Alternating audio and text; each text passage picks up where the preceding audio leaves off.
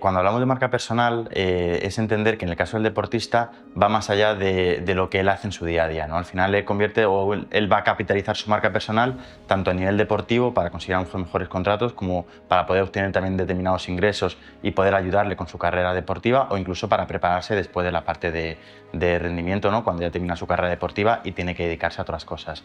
Que sí es verdad que cuidamos mucho lo que se va a decir, pero que no podemos perder la autenticidad. O sea, al final tienes que ser auténtico como tú eres y no te puedes mostrar de una forma que no eres.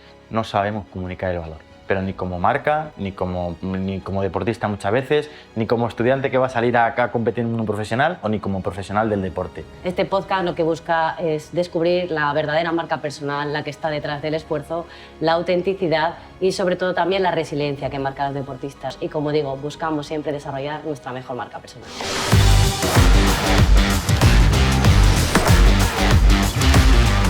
Hola a todos y a todas, bienvenidos a Mejor Marca. Sí, otro podcast. Soy Isabel Macías y este proyecto nace de la confluencia de mi experiencia como deportista, de mi mirada como comunicadora y también del apoyo de mi entorno.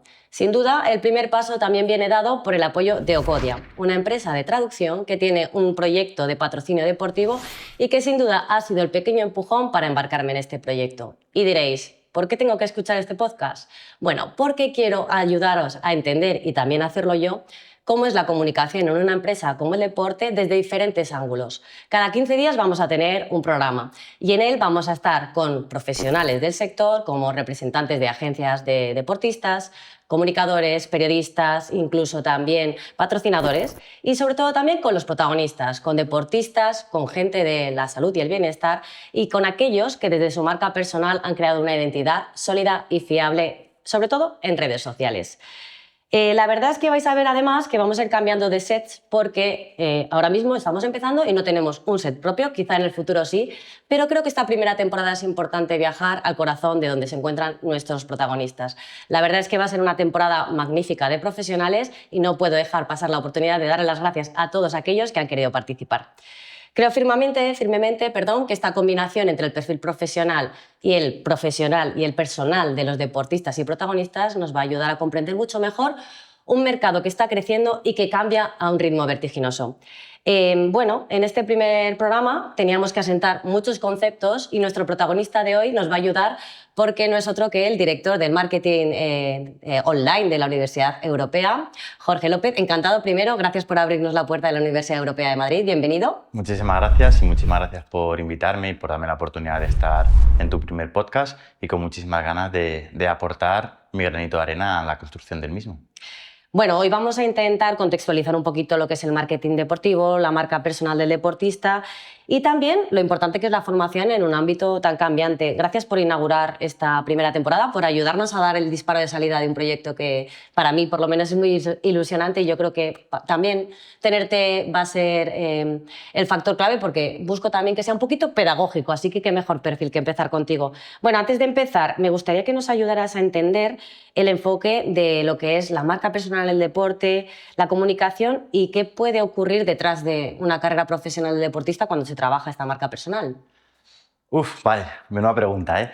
Lo primero, yo creo que cuando hablamos de marca personal es entender que en el caso del deportista va más allá de lo que él hace en su día a día, ¿no? Al final le convierte, o él va a capitalizar su marca personal tanto a nivel deportivo para conseguir a lo mejor mejores contratos, como para poder obtener también determinados ingresos y poder ayudarle con su carrera deportiva, o incluso para prepararse después de la parte de rendimiento, ¿no? Cuando ya termina su carrera deportiva y tiene que dedicarse a otras cosas. Entonces, al final, cuando hablamos de marca personal, y más en el ámbito del deporte, no deja de ser un activo estratégico, pero en cualquier campo igualmente, ¿no? Incluso a mis estudiantes se lo digo, es un campo estratégico en el cual tú vas a utilizar tu construcción para intentar comunicar lo que tú puedes aportar de valor a aquel territorio que tiene sentido para ti, y lo vas a utilizar también para poder crear una buena red de contactos que te dé determinadas oportunidades, ¿no? Entonces, en el caso del deporte, es una suerte de puente entre rendimiento, relevancia, sostenibilidad económica del deportista y luego oportunidades más allá de su carrera profesional.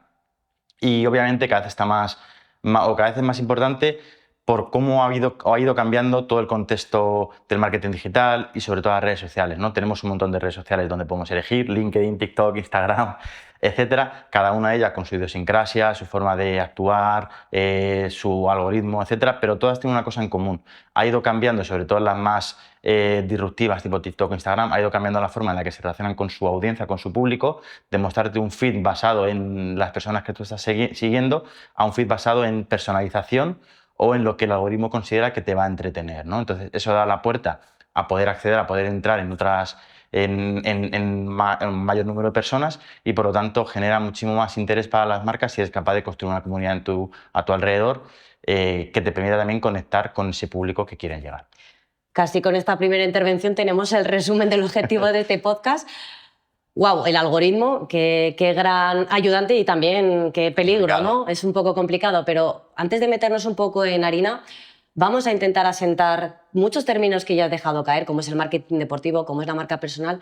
Aquel que empiece a escuchar este podcast, ¿qué debe tener claro en cuanto a la comunicación en el deporte para entender lo que vamos a hablar con protagonistas como tú y como los que van a venir? Bueno, la comunicación en el deporte tiene que entender que ha cambiado, ¿no? Pero eso ha cambiado también un poco por cómo el fan o el consumidor deportivo también se relaciona con las marcas, se relaciona con el resto de individuos a su alrededor, ¿no? Su entorno social y también un poco lo que está buscando. Al final nos encontramos con un fan que quiere tener mucha más presencia en el día a día del deporte o del sector en el que le gusta, quiere aportar valor en ese ámbito o quiere co-crear incluso en ese ámbito y quiere conocer, sobre todo quiere conocer y sentirse partícipe. Ya no me vale un partido cada un día de la semana, me voy al bar y hablo de ello y ya está. No, quiero saber qué está pasando, quiero saber por qué este jugador no está rindiendo bien, por qué está rindiendo bien, quiero saber qué le gusta, quiero saber qué consume, quiero conocerle como si fuese un amigo suyo. Entonces eso también vemos cómo las marcas y los propios deportistas lo están utilizando para conectar de una manera muchísimo más profunda con ese tipo de perfiles.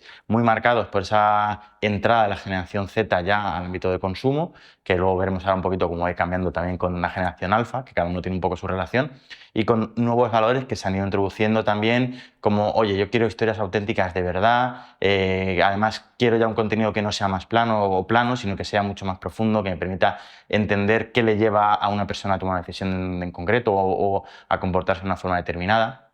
Y también un poco porque actúan como role models para muchas personas que también quieren, como no, vincularse con la forma de ser o con el valor que te está transmitiendo el deportista o la marca.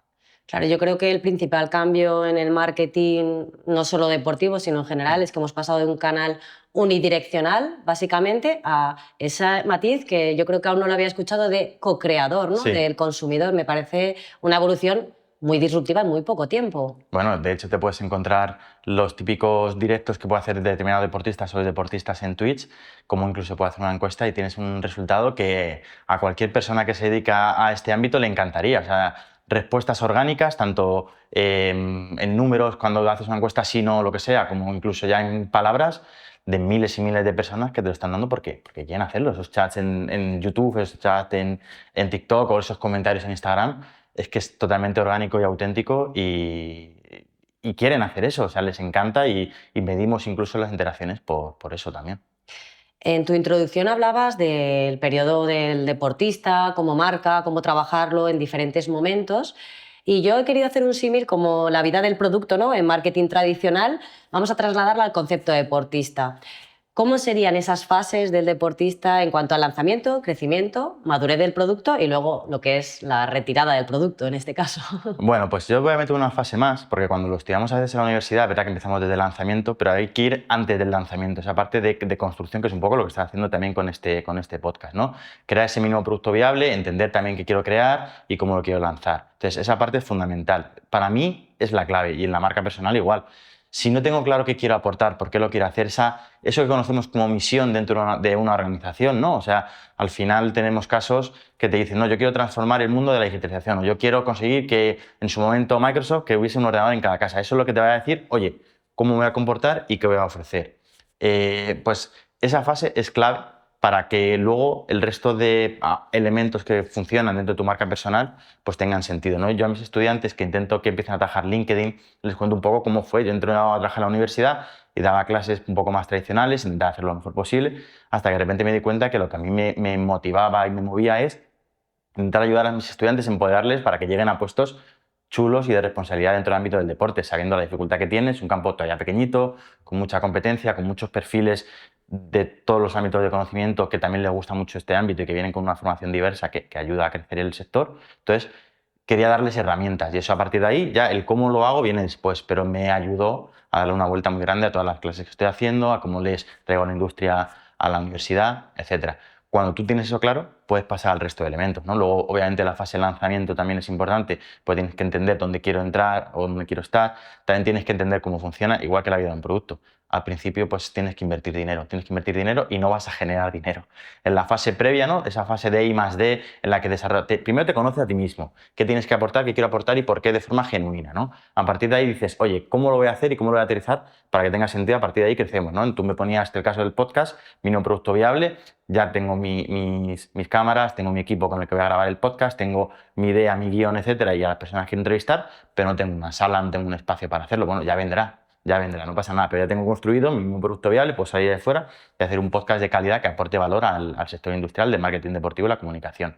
Luego ya cuando lanzo también tienes que entender que al principio pues vas a perder dinero, o sea, vas a tener inversión en conseguir que la gente te conozca, en conseguir generar esa reputación, en conseguir atraer a las personas para darles ese valor extra que no van a encontrar en ningún otro sitio, ¿no? Y a partir de ahí ya empiezas a empezar a tener un poquito pues, de ingresos. ¿Y qué haces con esos ingresos? Pues lo vuelvo a meter y digo, pues ahora necesito una cámara más potente o ahora necesito ir a entrevistar a una persona que está, no lo sé, en Barcelona y me interesa mucho ir, pues entonces ya puedo ir allí, puedo pagarme una noche hotel, puedo pagarme el tren, etcétera, etcétera, ¿no? Al final sigues reinvirtiendo esa parte y cuando hablamos ya de una cuota de mercado un poquito ya más grande, pasamos a fase de lanzamiento, a la fase de crecimiento, ahí el principal esfuerzo es, ok, ahora tengo que escalar mi producto, ¿no? ¿Cómo escalamos el podcast? ¿Cómo escalamos mi marca personal? ¿Cómo escalo mi producto tecnológico que voy a dar servicio a la Liga, por ejemplo? Me da igual, o al Real Madrid o a quien sea, ¿no? Bueno, pues ahí también tengo que invertir dinero en estrategias a lo mejor de growth o en estrategias de poder comunicar bien ese valor que estoy haciendo y poder conectar con la audiencia.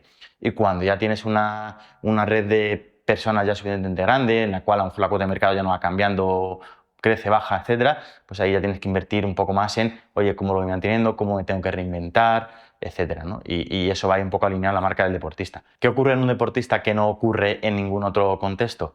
Que dentro de su marca hay un elemento que lo obliga o a reinventarse o a morir. Y esa es la pérdida de la parte deportiva, ¿no? Al final llega un momento en el que tienes que retirar. Hay algunos que están con 40 y tantos años compitiendo, por ejemplo, Fernando Alonso, pero hay otros que en función del deporte en el que estés, puedes terminar con 19, 20 años, como por ejemplo gimnasia deportiva, que puede ocurrir. Y hay casos de deportistas que han ganado medalla olímpica y a lo mejor con 22 años ya se han retirado, ¿no? Entonces, ese momento te cambia la situación personal y en función de cómo hayas capitalizado tu marca personal, pues te puede ayudar a generar nuevas oportunidades después de tu periodo de deportista. Bueno, yo te agradezco muchísimo esta introducción y sobre todo también me has hecho ya casi un plan de negocio para este proyecto que arrancamos, así que ya no me puedo ir más contenta de este primer capítulo. A veces suena crudo la parte de la retirada, pero creo que efectivamente el que ha trabajado bien su marca personal siempre tiene algo ganado. En cada etapa que hemos hablado, ¿qué crees que el deportista debe priorizar para trabajar su marca personal? ¿Serías capaz de hacer una analogía? Bueno, la primera parte, esa parte de I+D, que sería el planteamiento, claramente es entenderte a ti mismo, quién eres, cuál es tu propuesta de valor, en qué eres bueno o en qué debes de mejorar, ¿no? Hay deportistas que saben que son muy buenos haciendo determinadas cosas, pero a lo mejor no son buenos comunicando. Y resulta que tienen que hacer un curso de comunicación para poder alcanzar a la audiencia que quieren llegar, ¿no? Entender también el sitio en el que quieres estar. A lo mejor te interesa más estar en LinkedIn, a lo mejor te interesa más estar en un podcast en Spotify, por ejemplo, a lo mejor te interesa más estar en Instagram porque lo que está haciendo es darle un valor a una audiencia muchísimo más masiva, ¿no? No lo sé. Entonces, cuando ya tienes eso claro, ya empezamos a diseñar un poco ese mínimo producto viable, que es lo que tiene sentido.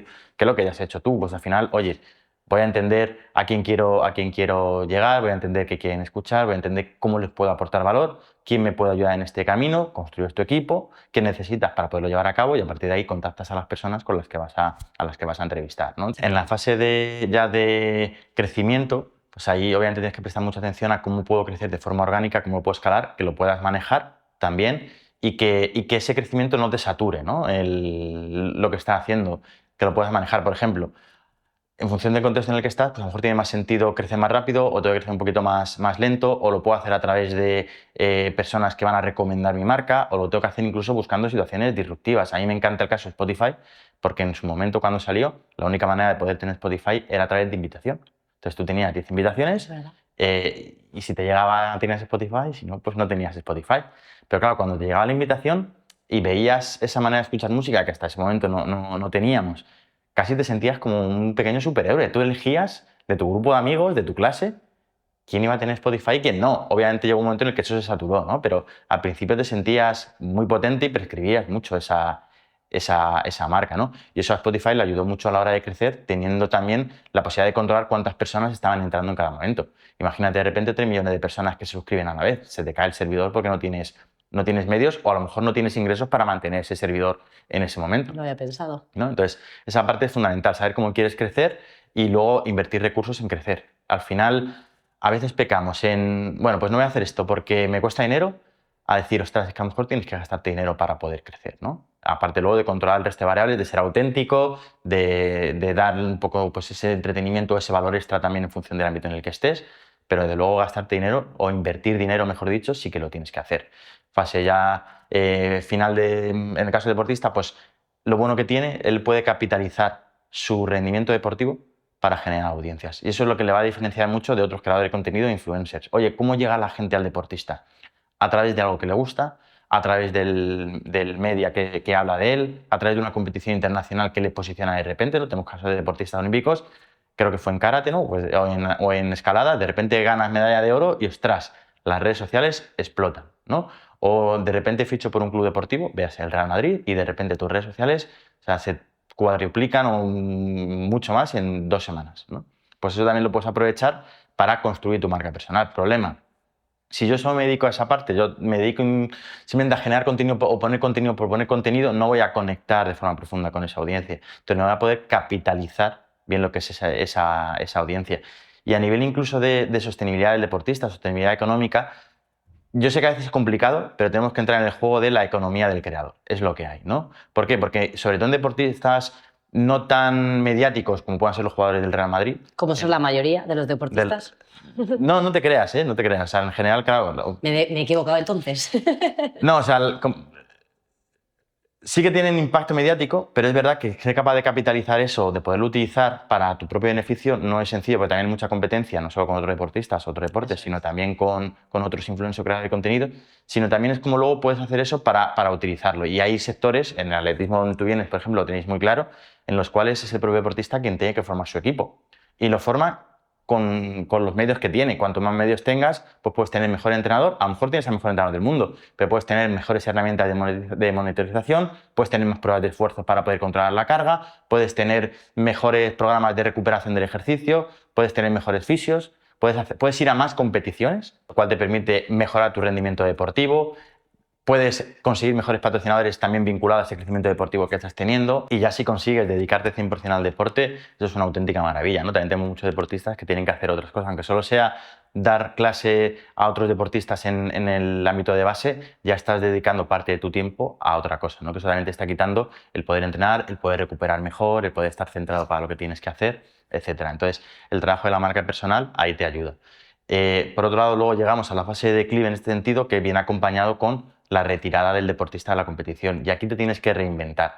Hay casos que hemos encontrado muy claros, ¿no?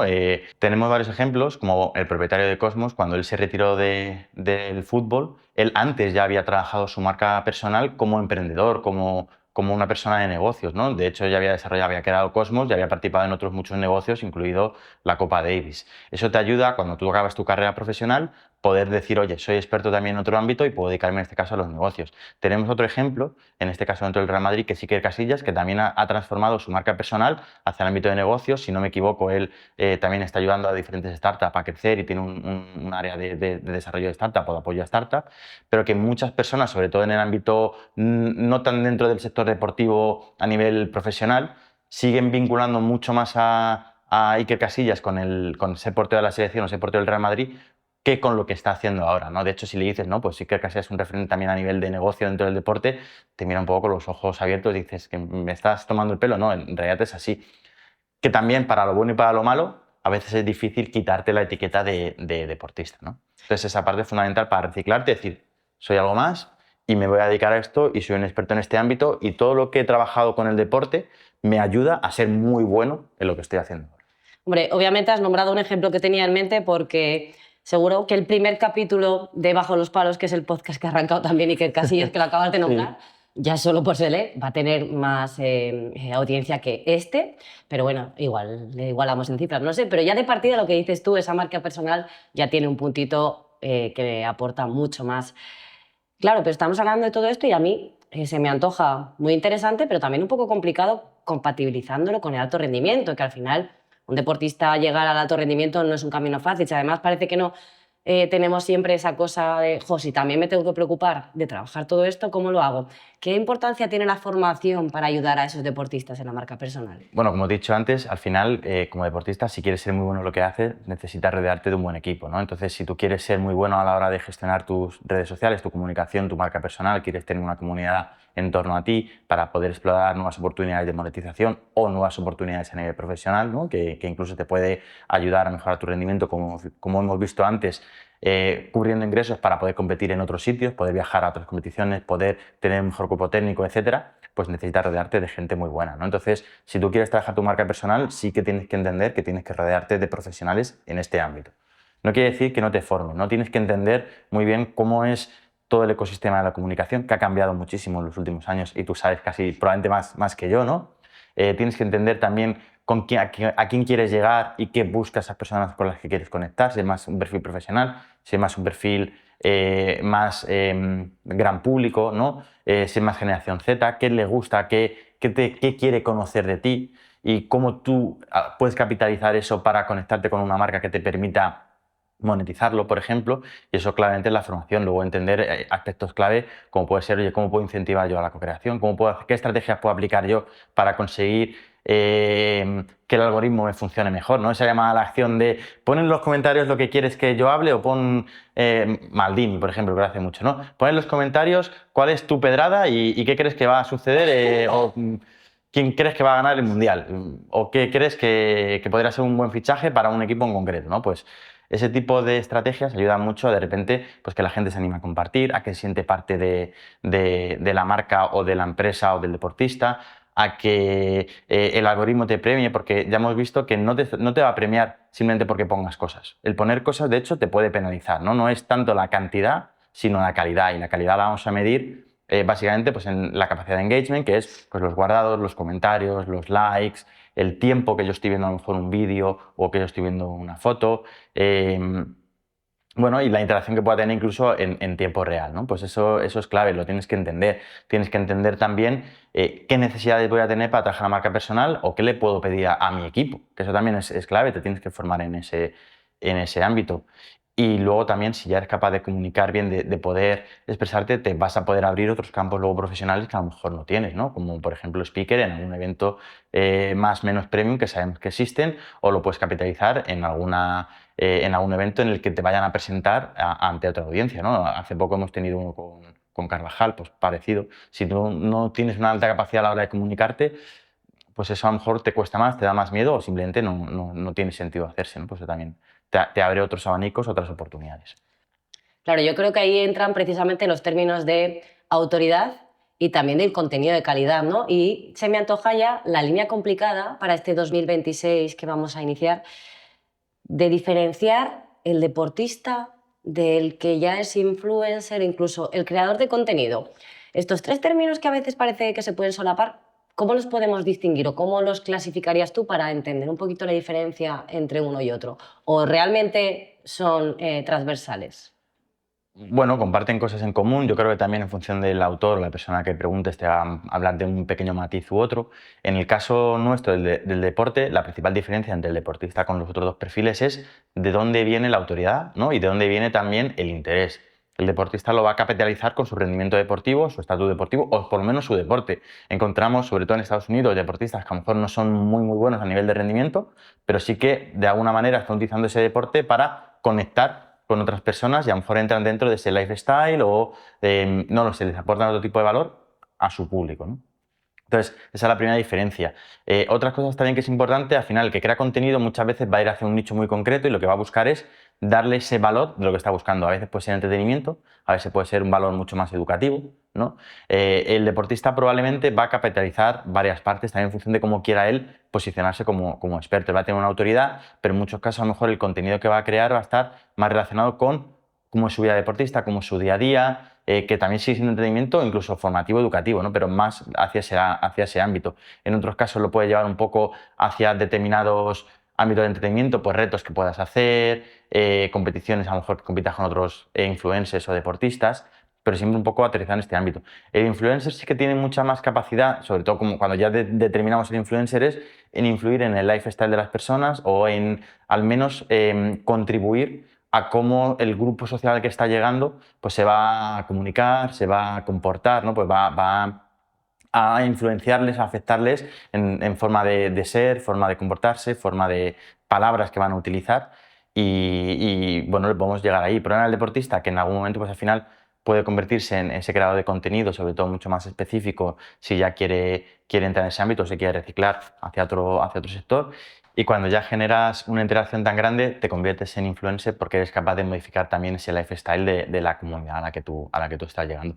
Y eso le gusta muchísimo a las marcas porque también conectas de una manera súper profunda dentro de ese día a día de tu fan o de tu comunidad, de forma que te permite una interacción para la marca mucho más profunda y comunicar ese valor extra que quiere comunicar la marca, más allá de yo te ofrezco este producto, este servicio, no, yo te ayudo o te ofrezco estos valores agregados al producto que te estoy vendiendo. Nombrabas ahora algo que yo creo que es muy importante, la tendencia de tanta competitividad como es el marketing deportivo, del nicho, de ir a un nicho muy concreto. A veces eso da miedo porque dices, buscar algo muy concreto es menos público. ¿Estás a favor o en contra? Pues ni a favor ni en contra, es que también dependerá de hacia dónde quieres llegar, qué es lo que tú buscas, cómo quieres tú proyectarte, cuál es tu grupo de interés, ¿no?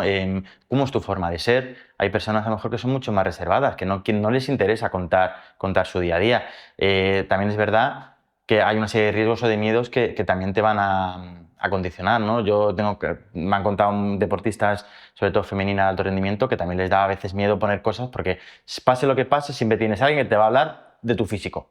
O pase lo que pase, siempre va a haber alguien que te va a poner un comentario que dices, pero bueno, ¿a qué viene eso, no? O sea, ¿y qué te va a contar a ti que seguro que lo vives en tu día a día, ¿no? Entonces, eso te va a influenciar. Oye, si tú lo que buscas es, quiero construir una marca sólida, que no soy deportista o no solo sé golpear a la pelota, no solo sé saltar vallas, sino que soy muy bueno en negocio en este ámbito, pues entonces a lo mejor que llega una audiencia mucho más profesional, te vas a erigir en otro sector diferente. Qué feo está opinar de los cuerpos ajenos en redes sociales y qué fácil es. Qué fácil es. Pero, ¿qué le dirías a esos deportistas que quizá les da miedo exponerse, ¿no? Sobre todo en el entorno digital, para que vean los beneficios que puede tener?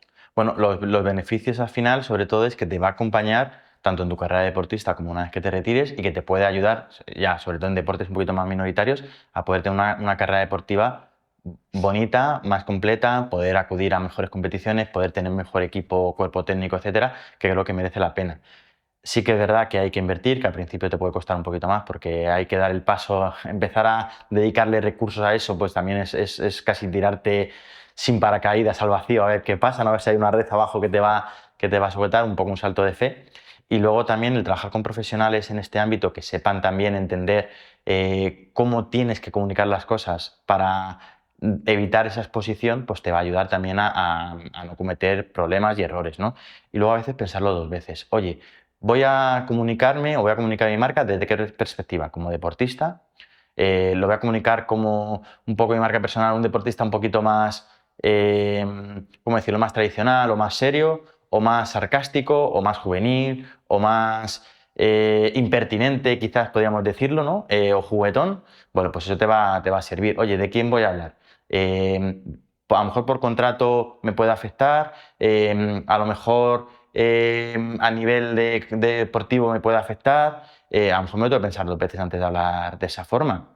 ¿Qué tipo de información voy a dar? ¿Realmente tengo muy claro que lo que voy a decir tiene sentido, es verdad, es verídico? ¿O a lo mejor voy a decir una cosa que me va a dañar porque lo que voy a decir no tiene ningún sentido o realmente va a ir en contra de toda la evidencia científica que hay? Pues a lo mejor tiene más sentido, tiene menos sentido, luego va también un poco con la persona. Pero si todo eso lo trabajas bien y lo tienes pensado, cuidado, desde luego vas a evitar ese tipo de problemas. Claro, yo creo que ahí la comunicación natural inicial de las redes sociales ha evolucionado mucho y ahora ya empezamos a medirla, ¿no? A medir también lo que decimos, no solo medir el engagement o esos resultados que puedes tener de impacto, sino que también empezamos a medir nosotros cómo interactuamos, qué decimos, hasta dónde llegamos o qué enseñamos de nuestra vida. ¿Qué papel crees que han tenido los creadores de contenido en el que los deportistas hayan cambiado esa conducta? Porque yo creo que hace unos años sí que era todo mucho más natural. Antes de responderte a la pregunta, quería un poco matizar que sí es verdad que cuidamos mucho lo que se va a decir, pero que no podemos perder la autenticidad. O sea, al final tienes que ser auténtico como tú eres y no te puedes mostrar de una forma que no eres.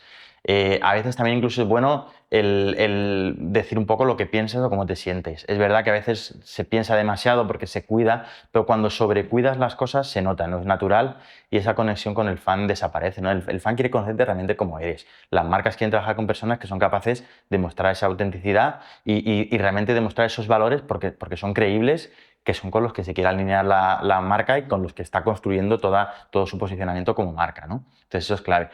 Ya yendo un poco a tu pregunta, claro, los creadores de contenido que se han vuelto ya más o menos virales, que ya tienen capacidad de influir, pues al final han revolucionado todas las formas de relacionarse, tanto las marcas como los propios deportistas. Primero, es otro player más, que nos gusta decir en el ámbito del deporte, ¿no? Otro jugador más que va a entrar ahí y que de alguna manera va a aportarle valor a determinadas marcas. Al final la marca dice, oye, ¿por qué voy a patrocinar a un deportista? ¿Por qué voy a colaborar con un deportista si lo puedo hacer con esta otra persona que también llega a la audiencia que quiero y a lo mejor llega mejor o en mejores condiciones o de una manera que me permite conectar mejor con ellos, ¿no? Una comunicación más profesional, Por quizá. ejemplo, o más espontánea o más profunda, no lo sé. Entonces esa parte te puede entrar. Eso ha cambiado el juego.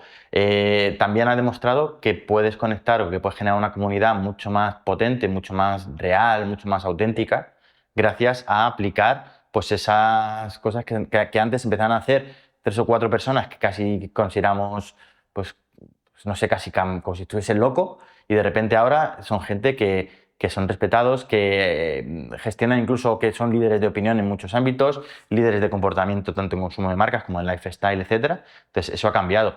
El deportista lo puede incorporar también para su propio beneficio y bueno, y por qué no, también porque te permite de nuevo conectar mejor con el deporte que quieres hacer porque vas a tener más recursos para hacerlo bien y dedicarte a ello. Que de hecho, y tú lo conoces muy bien, es una de las dificultades que tiene el deporte español con otros sectores. Hablamos de potencias como Estados Unidos o Reino Unido que dedican muchísimo más recursos económicos a los deportistas. Esto puede ser una vía también para que el deportista pues, realmente demuestre, o el español realmente demuestre, que no es que está por detrás a nivel de rendimiento en otros deportes con respecto a otros países, sino que lo que le faltaba era poder tener un buen equipo detrás que le ayude pues a competir en igualdad de condiciones. Yo creo que ahora, yo creo que ahora estábamos además entremezclando dos términos que a veces se confunden entre los creadores de contenidos y los deportistas, se suele dar, ¿no? ¿Qué diferencia hay realmente entre visibilidad y también autoridad? Porque a veces no tienen por qué ir de la mano. O relevancia, ¿no? Visibilidad simplemente es estar ahí. Oye, yo de repente tengo 500.000 seguidores. ¿Por qué? Bueno, porque me ha fichado el Real Madrid y tengo 500.000 seguidores. Vale, soy visible y soy interesante para las marcas porque soy visible, pero no soy relevante. Y al final eso se va a perder con el tiempo, ¿no? De repente ya dejo de ser jugador del Real Madrid y ya dejo de ser relevante. No, la relevancia al final la tienes que cuidar para poder conseguir conectar con esa audiencia, darles algo de valor detrás, que ese valor puede ser entretenimiento, puede ser aprender más del deporte en sí. Oye, si yo me interesa el atletismo y quiero ver cómo se trabaja realmente ese día a día del atletismo, pues me va a interesar. Oye, me interesa la natación y de repente veo al deportista de natación que está más tiempo fuera del agua que en el agua y que está haciendo un montón de ejercicio de fuerza. Hombre, pues eso a lo mejor me va a aportar valor. De hecho, documentales de deportistas, Drive to Survive, básicamente van orientadas a satisfacer esa curiosidad que tiene la persona detrás, ¿no? El creador, como tal, va muy orientado a un ámbito de nicho muy concreto, ¿no? Puede ser videojuegos o gaming, mejor dicho, puede ser a lo mejor que te quieren formar o que quiere hablar de música y es un experto en música, puede ser a lo mejor una persona que quiere hablar o que entretener a través de deporte y te va a narrar un poco lo que está sucediendo en el deporte americano o en el Fórmula 1 o lo que sea, ¿no? Pero el deportista al final es una cosa más. Es mucho más transversal y lo bueno que tiene también es que tiene muchísima más capacidad de poder crear contenido, poder conectar con su audiencia a través de diferentes estrategias vinculadas a diferentes creadores de contenidos o a diferentes influencers. Además, has dado una clave y me ayudas a hacer un poquito de spoiler de uno de los protagonistas que vamos a tener, porque, por ejemplo, los proyectos de documentales de deporte sobre deportistas están teniendo un auge que yo creo que va un poquito más allá, ¿no?, de lo que queremos conocer, no solo del éxito, ¿no?, de todo lo que hay detrás. Y yo he tenido la suerte de que va a pasar por aquí Luis Calvo, que es el responsable de contenidos de Your First Originals, y acaban de ganar un Emmy. Entonces, fíjate la importancia, ¿no?, que ha ganado esa adaptación de contenidos. Y la verdad que te agradezco casi un poquillo que me lo hayas mencionado para no olvidarlo. Hablábamos también de esas nuevas plataformas, como pueden ser las televisiones, ¿no?, digamos ahora de pago, y nuevas vías de comunicación, como llevan ya un tiempo, que son las redes sociales. ¿Qué plataformas o canales precisamente crees que son los realmente estratégicos para que ese deportista desarrolle su marca personal a día de hoy? No sé, dentro de 5 o 10 años con el ritmo que vamos, claro. Claro, ¿qué deportista? ¿En qué contexto? ¿Qué objetivo estás buscando? No lo sé. Oye, quiero ser más profesional, quiero ser referente o reconocido a nivel profesional en el ámbito del marketing. Pues a lo mejor LinkedIn. Oye, quiero ser reconocido a nivel de análisis deportivo, aparte de mi rendimiento deportivo. Pues a lo mejor a nivel más general, ¿no? Del fan de la mayor cantidad de personas posible. Pues a lo mejor YouTube, a lo mejor TikTok, a lo mejor Instagram. No lo sé, depende de ese canal, ¿no? Lo que es verdad que funciona es entender qué quieres aportar, dónde quieres estar. En algún caso, esas plataformas de OTT que me decías, pues funcionan muy bien, ¿no? Tenemos el caso del documental de Sergio Ramos, por ejemplo, ¿no? O sea, que también son los propios deportistas quienes están contando detrás de las cámaras cómo es su día a día, cómo se preparan, cómo se mentalizan, qué miedos tienen o qué inseguridades tienen y cómo las superan, ¿no? Pues eso también es fundamental.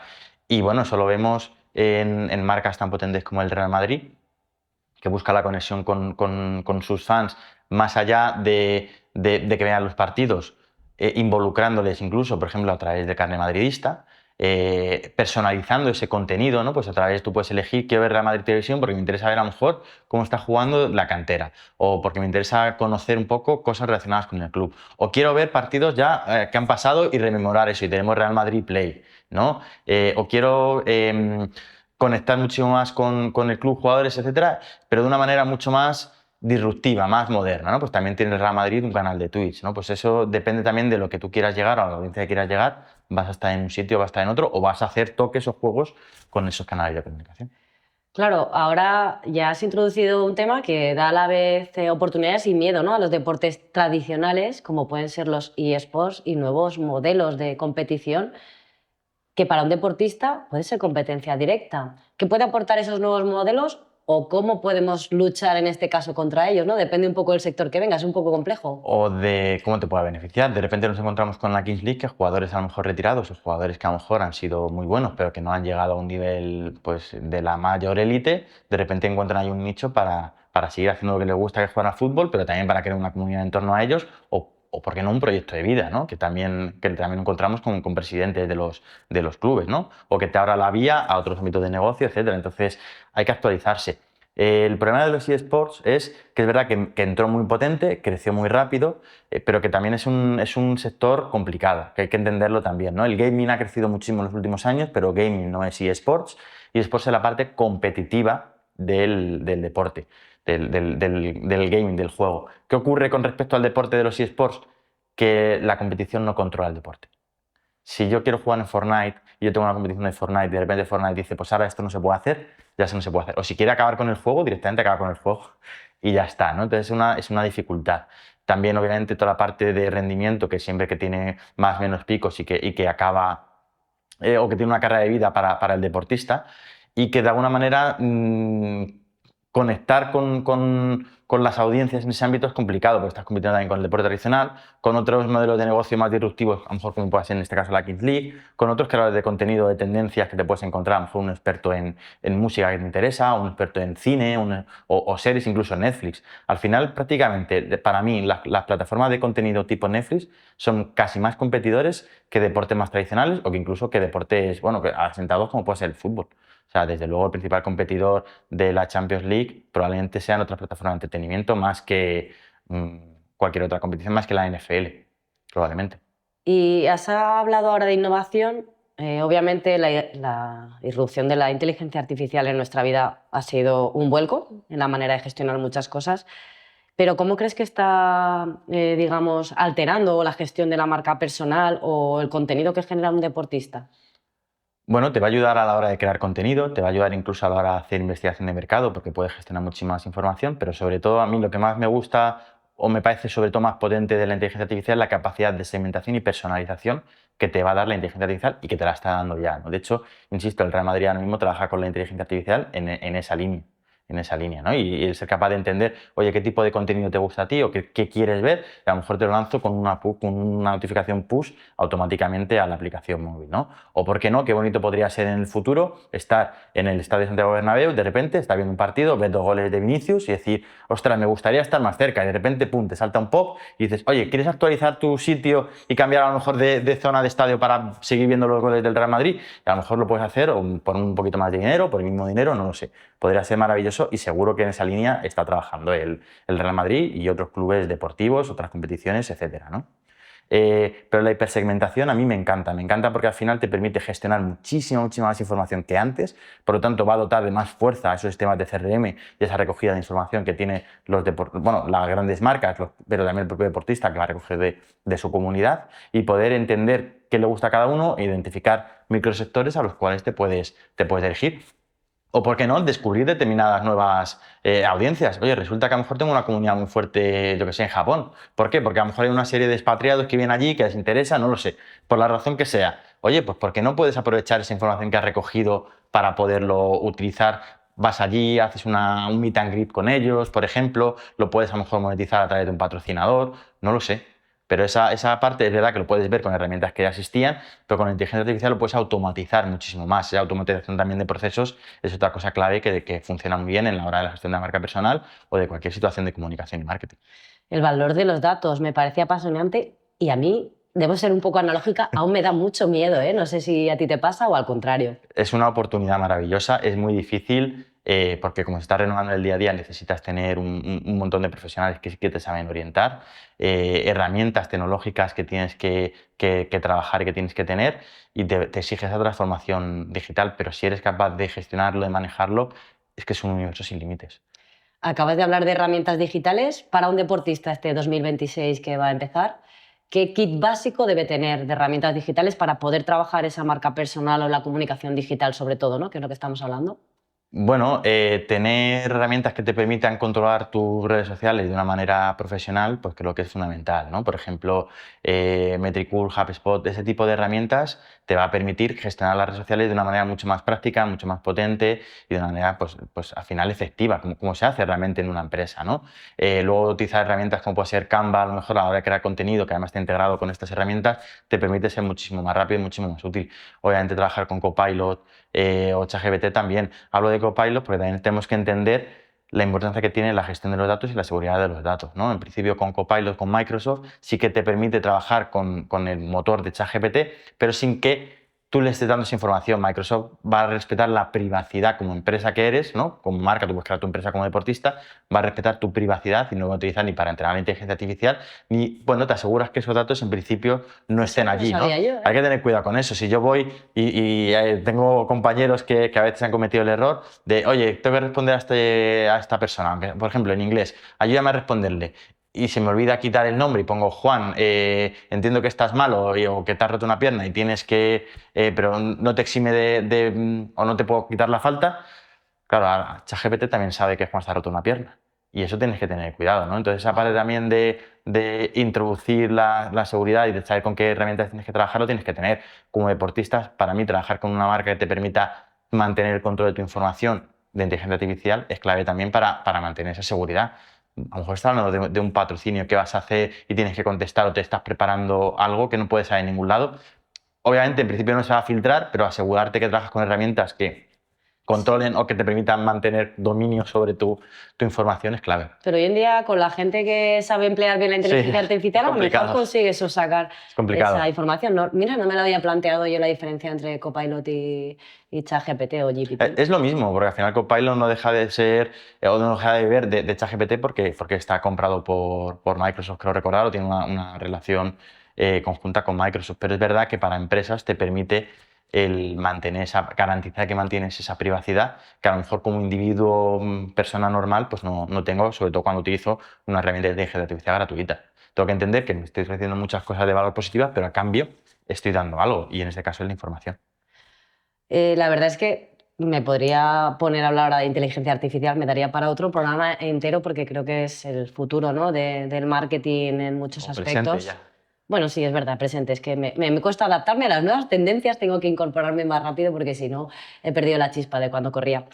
Eh, por ir cerrando, porque no querría robarte más tiempo y agradecerte un montón todos los temas que hemos hablado, que yo creo que son una base fundamental para lo que vamos a escuchar en próximos episodios, sí que me gustaría que compartieses qué crees que en el mundo del deporte deberíamos entender de una vez por todas, tanto del marketing deportivo, no hablo solo de los deportistas, sino clubes, entidades, federaciones, ligas deportivas, y de la marca personal. No sé si aunado, por ejemplo, también no solo a personas como entendemos de deportistas, sino la marca personal de una entidad, de una O de competición. un estudiante, de un profesional. Lo primero, comunicar el valor. No sabemos comunicar el valor, pero ni como marca, ni como deportista muchas veces, ni como estudiante que va a salir acá a competir en un mundo profesional, o ni como profesional del deporte, ¿no? Y eso se ve mucho, por ejemplo, en el mundo del fitness. Oye, ¿cuánto estás dispuesto a pagar por hacer ejercicio en un gimnasio? Pues a lo mejor la gente dice 20, 30 euros, 40, 50 euros es muchísimo. Bueno, a lo mejor tenemos que comunicarlo de forma distinta. ¿Cuánto estás dispuesto a pagar para conseguir perder peso de forma saludable y poder mantener pues eso, un nivel de vida saludable? ¿Cuánto estás dispuesto para poder jugar con tus nietos, poder ir al parque, poder empujarles en el columpio? ¿Cuánto estás dispuesto a pagar para tener una vida sana, larga y que por lo menos tú seas independiente pues hasta el final de tus días, ¿no? Porque podemos ver casos, Chuck Norris, con lo fuerte que siempre ha estado, pues hombre, pues a lo mejor tendrá otro problema de salud, pero desde luego autonomía porque tenga músculos que sean capaces de moverse, la va a tener hasta siempre, ¿no? Pues esa parte es comunicar ese valor. Tú como deportista, oye, ¿qué valor me voy a dar a la marca o qué valor voy a dar a esa comunidad que quiere interesarse en ese deporte o quiere saber un poquito más de mí, ¿no? Como profesional, ¿qué valor voy a dar a la persona o a la marca, a la empresa a la que voy a trabajar, ¿no? En tu caso, oye, ¿qué valor vas a dar tú a las personas con las que vas a colaborar en el podcast o a las personas a lo mejor a las que les vas a asesorar en una campaña de comunicación que puedas trabajar con ellos o a tus propios deportistas? ¿Por qué voy a trabajar contigo y no voy a trabajar con otra persona, ¿no? Porque yo te voy a dar todo este valor, porque estoy formado en esto, porque tengo toda esta experiencia y luego tengo esta otra trayectoria. Entonces, comunicar ese valor yo creo que todavía no lo sabemos hacer.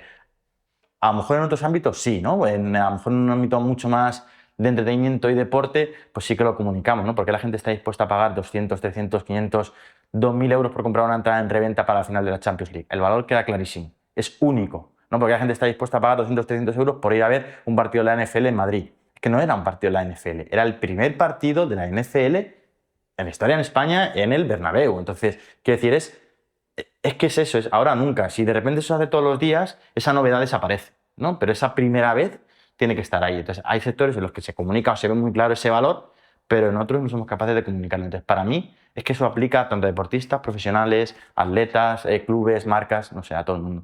Yo te voy a añadir una pequeña idea, y es que escuchándote lo que me ha evocado a mí es que yo creo que en el deporte, sobre todo en el tradicional y federado, no nos valoramos. Es decir, También. no valoramos También. lo que generamos, lo que hacemos, el servicio que damos o todo lo que podemos aportar a la sociedad. Y yo creo que muchas veces, hasta hace no mucho, los técnicos no cobraban, no valoraban el tiempo que dedicaban al desarrollo deportivo de un deportista de élite. Claro.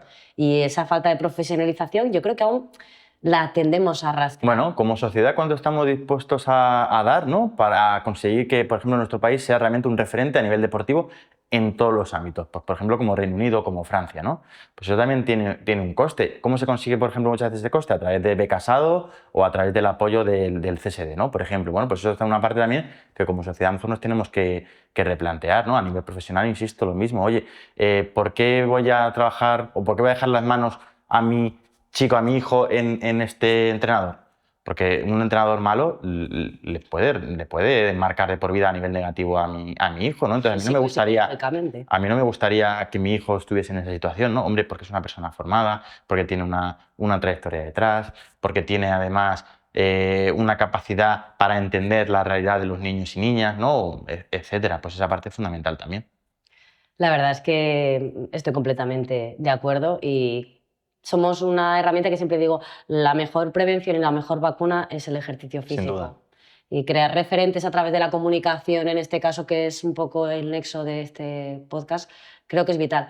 Jorge, agradecerte muchísimo porque creo que hemos aterrizado muchos conceptos. Como te digo, podría estar conversando contigo un montón de rato porque me parece súper interesante. Además, se nota tu vertiente docente, lo cual te agradezco y creo que no había mejor persona para dar este disparo de salida al proyecto. Agradecerte la invitación, espero que hayas estado a gusto y Sí. que te guste el proyecto. Sí, muchísimas gracias a ti, Isabel, por invitarme, por darme la oportunidad de ser el primero en participar en este proyecto.